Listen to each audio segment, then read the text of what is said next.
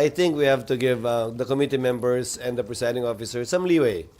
On improvements, ako kasi ganun eh, sorry I'd rather take advantage of the presence of the resource persons than let the members deliver long opening statements.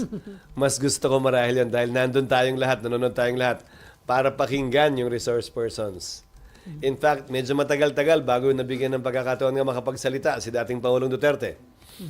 Mas, kung sakasakali, mas malaking oras ang dapat bigay sa mga resource persons na magpahayag ng kanilang opinyon o sumagot sa mga katanungan mula sa mga senador. Sir, dun sa nangyaring first hearing, sino ang tingin nyo mas prepared? Yung mga senador o yung resource person like si former President Duterte? Ang observation na invade niya yung hearing. Lahat naman naghanda.